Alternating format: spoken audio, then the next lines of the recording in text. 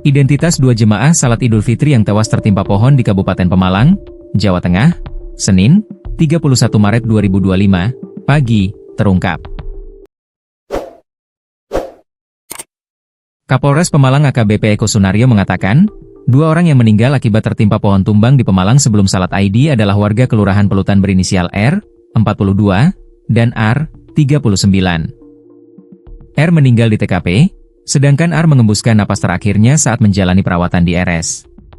Kemudian, korban kritis seorang pria berinisial R, 70, dan wanita berinisial TS, 68, juga warga Kelurahan Pelutan, kata Eko saat dihubungi Kompas.com, Senin, 31 Maret 2025. Saat dikonfirmasi lebih lanjut mengenai penyebab pohon tumbang Pemalang, Eko menuturkan, pihaknya masih melakukan penyelidikan. Atas kejadian itu, Eko menyampaikan ucapan duka cita yang mendalam kepada keluarga korban. Ia juga menjenguk langsung ke RS untuk mengecek kondisi korban yang mengalami kritis dan luka ringan.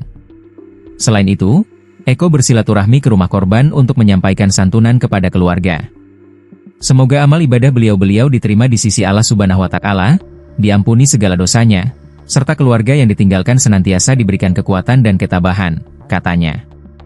Kami dari Kepolisian Resor Pemalang ingin memberikan perhatian lebih sebagai bentuk kepedulian kami kepada korban beserta keluarganya, pungkas Eko. Dua orang tewas setelah tertimpa pohon beringin yang tumbang di. Insiden tersebut terjadi sebelum jemaah melaksanakan sholat ID di kawasan alun-alun Pemalang. Kapolres Pemalang AKBP Eko Sunaryo mengatakan, insiden pohon tumbang tidak hanya merenggut nyawa dua orang, tapi juga melukai 17 orang lainnya. Seluruh jemaah sudah kami evakuasi ke rumah sakit. Dua orang korban diantaranya meninggal dunia, dua orang korban kritis, dan 15 orang korban mengalami luka ringan, ujar Eko. Eko menjelaskan, kronologi pohon tumbang di alun-alun Pemalang yang menewaskan dua orang terjadi saat jemaah tengah mempersiapkan diri melakukan sholat ID. Sebuah pohon besar kemudian tumbang sekitar pukul 6.20 WIB lalu menimpa jemaah di tempat kejadian perkara, TKP. Korban meninggal dan luka kemudian dilarikan ke rumah sakit terdekat untuk penanganan lebih lanjut. Usai mengevakuasi korban, Satreskrim Polres Pemalang diterjunkan ke lokasi untuk melakukan olah TKP.